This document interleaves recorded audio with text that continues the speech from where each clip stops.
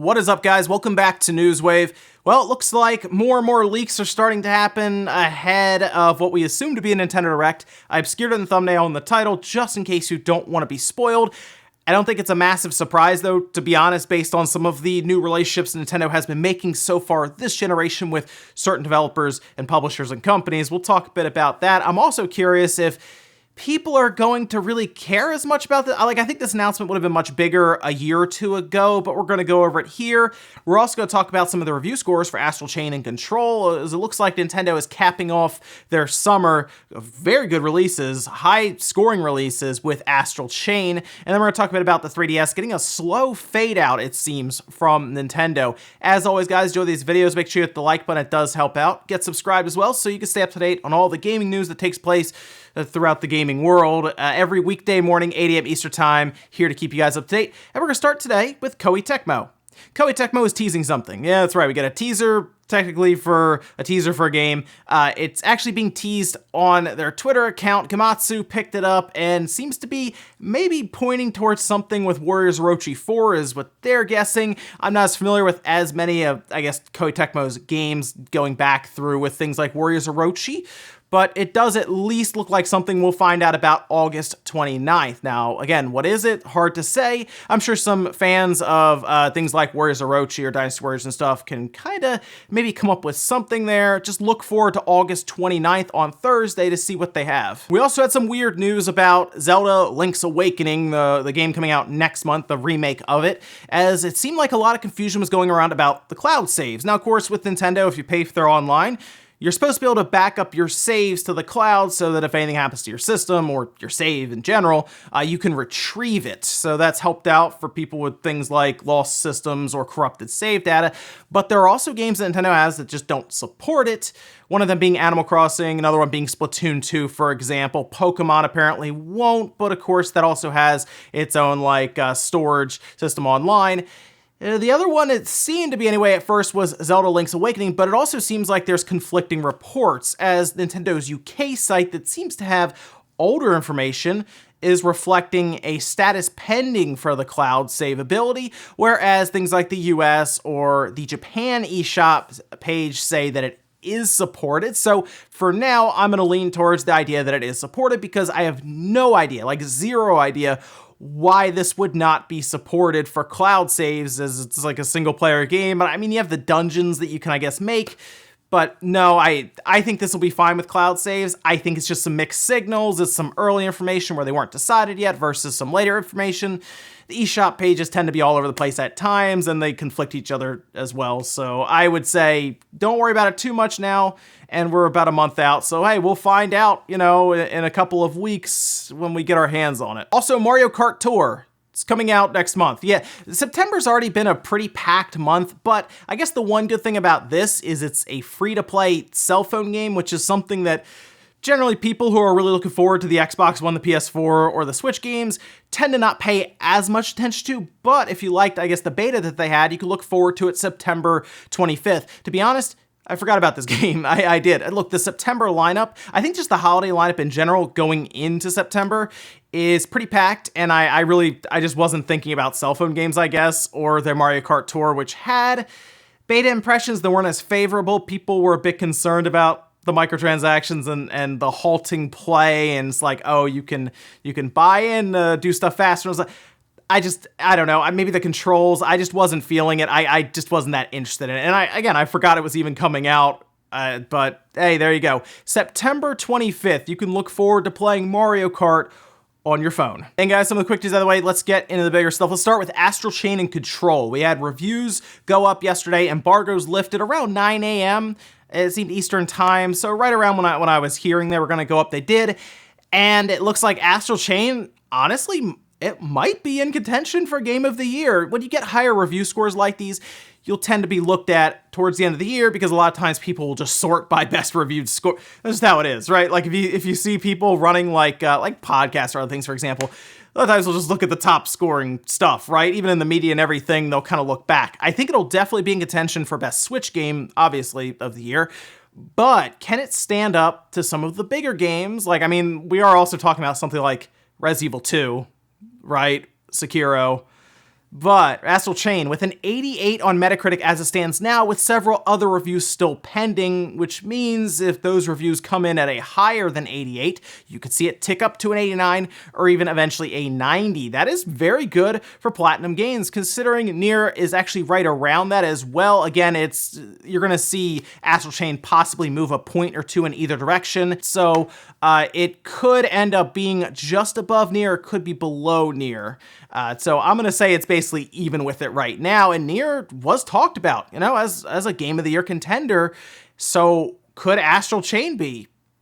Yeah, it could be. We'll see when we get to the end of the year, because of course there's also Death Stranding, and let's be real, Death Stranding's going to win something at the Game Awards. But let's take a look at some of the review scores. We had IGN giving it a 9 out of 10, which was good to see. We also had Destructoid with a 90. That was a pretty good one too. And then of course you have things like Nintendo Life, for example, with a 90, and then others right in that mark. It seemed to be right between an 8 and a 9 for a lot of people. There were a few 10s and 100s, but a lot of the scores seem to be right at the 8.5 and the 9 range, which is good.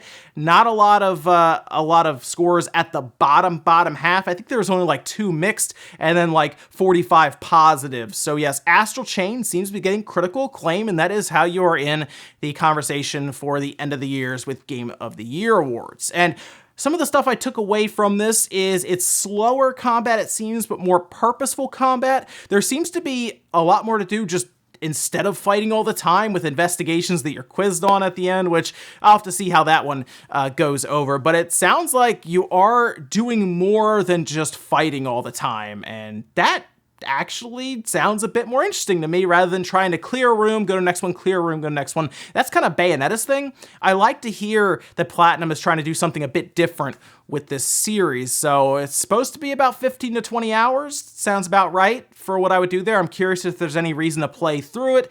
If there's no New Game Plus now, maybe they'll add one. A lot of stuff going there for Astral Chain, so exciting stuff. Control, on the other hand, out today, got an 81, which for Remedy, that's about right. That's actually not bad. It seems like a lot of people enjoyed it. I did hear that the game is a bit on the shorter side. I know it's like 9 or 10 hours. You might not consider that short, but some people will look at that and say, okay, maybe that's more of a rental or something I wait to pick up.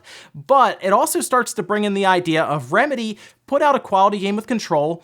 Is this now the other studio that Sony has been rumored to pick up? There's rumors that Insomniac is going to be the last studio that Sony picks up going into next gen, because they want at least one more, is what the rumors say. And I wonder if Remedy is the other one. It could be. They put out a quality game in Control, and hey, maybe they'll pick them up to develop exclusively for the PS5, but it seems like both games are good. I'll be picking up Control today, and then I'll pick up Astral Chain on Friday. So I have my week set, and then of course, next Monday, September starts. Next up, let's talk about the big leak heard around the internet yesterday. This was for the Switch. Seems to be leading up to a Nintendo Direct. We've kind of talked about it at times on the podcast that we think a Direct might actually happen in the first week of September, just because of our Tokyo Game Show and everything. So I guess next week is what we're thinking here. And it looks like some merchandise may have gone up a bit early, and it makes no sense why it would be on the Switch unless this game is coming over. Wario64 posted an accessory that was up and then delisted within like an hour. It was gone quick, and you're seeing pictures of it, and yes, you're seeing this right. It is an Overwatch case with, by the way, pretty cool little Joy-Con zipper handles there, but an Overwatch-themed Nintendo Switch case. This one's from PowerA. It looks like a standard case just with the Overwatch symbol and color scheme, and it is officially licensed by Nintendo and Blizzard Entertainment. That is the big thing. It's licensed by Nintendo and Blizzard. It's not like something someone just made up and put on Amazon or something, and they're like, we'll see how this goes with copyright. That does happen on Amazon a lot.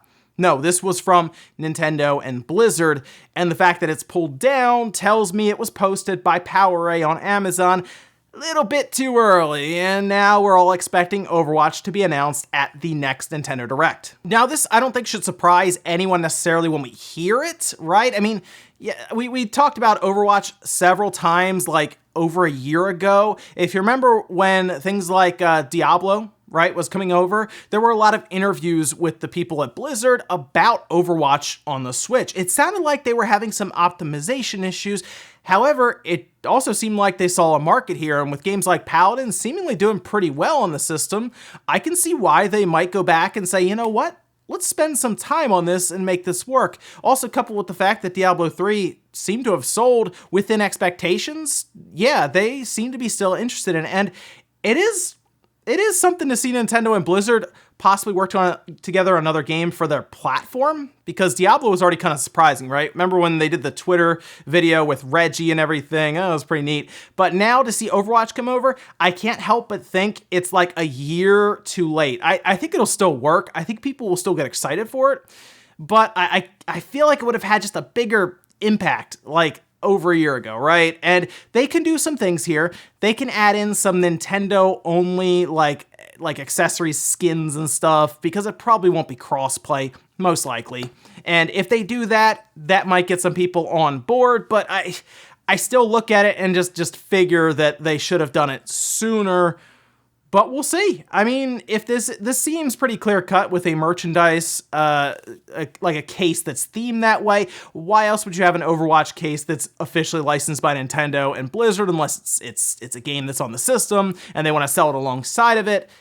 So I guess look forward to I guess Overwatch showing up on the Switch. Let me know if to you this is a big September announcement. Think of like how we had Doom announced, right? And then it came out later on.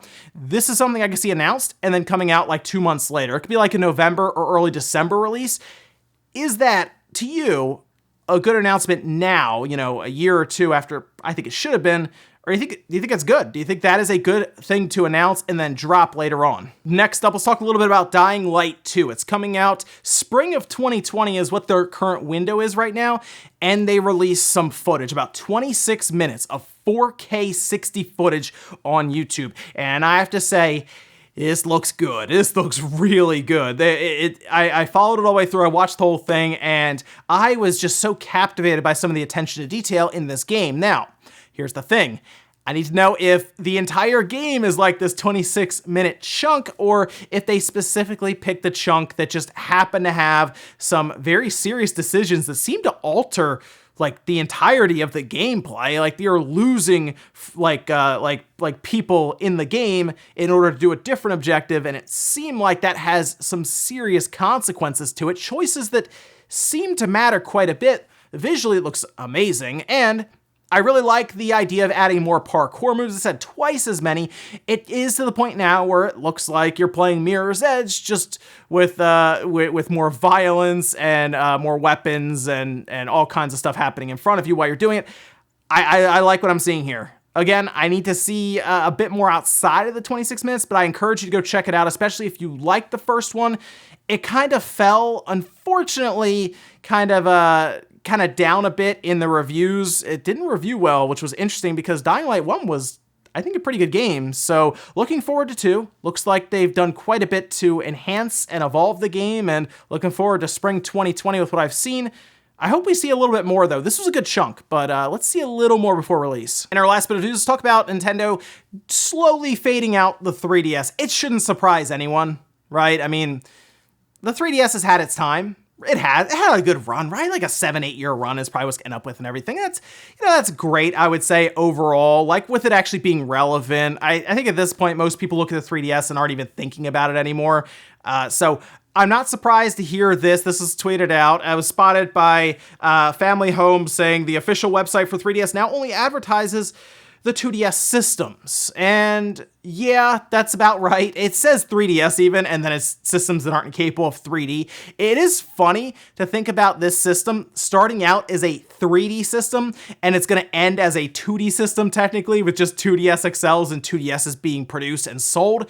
But I've noticed this for a while. Like if I go to Walmart or Best Buy or anything, you can't get a 3DS XL anymore. So I'm not really surprised to hear that Nintendo has removed them from their website. They weren't even really selling them anyway, but this seemed to pop up and people were talking a bit about it, and they have to, I think, free up some of the manufacturing anyway for the Switch Lite, because that is the new thing. That's what's going to sell, and they want to continue expanding that Switch user base. So hey, if they want to free up some lines for the Switch Lite, well, the 3DS XL, the new 3DS XL, and the 3DS had to go. And honestly, do you need like 4 different variants of a system that is becoming legacy at this point, and they don't even really acknowledge a Nintendo Directs?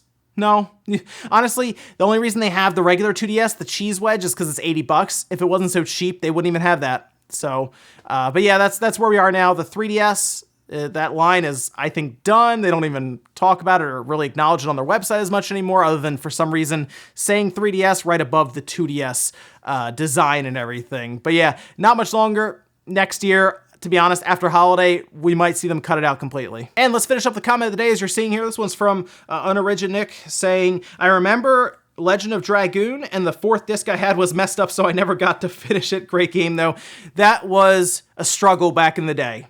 Some of these games came with multiple discs, whether it was Final Fantasy VII with 3 discs or Final Fantasy VIII with 4. And I mean, the list goes on. Let's talk about Legend of Dragoon with several discs. This was a thing. You had to keep all of them in good enough shape, because let's say you're playing through and that 3rd disc is messed up. Well, your journey stops there, because you can't jump over it to the 4th disc. You got to go figure something out. And you couldn't just go buy the 3rd disc unless you had a friend that was trying to get rid of it, and they lost the other discs and they just had one for whatever reason. You had to go buy the whole thing all over again. Back then, we didn't have an eBay where you could just find just one disc. That was an issue. Or if you would rent the game and you would start playing through it and you're like, I'm going to marathon Final Fantasy VII. You get through the first 2 discs, the last one, disc 3, is scratched and it wouldn't work. That was the worst. But we don't have to deal with that now. We just deal with very, very large downloads. Ladies and gentlemen, that's going to do it here for Newswave. If you enjoyed this video, guys, hit the like button. It really helps out. If not, hit the dislike. Leave comments down below about everything we talked about today, whether it is Overwatch on the Switch. Do you think the merchandise points to that? I do. I think that's going to be something we see. And do you think it's too late? Or do you think there's still time for Overwatch to sell really well on the Switch and kind of develop a full community just on that platform? Also, what'd you think about Dying Light 2? Or are you picking up Astral Chain? Are you picking up Control? What's the plan here this week going into September? Thanks, guys, for watching, and I'll see you next time.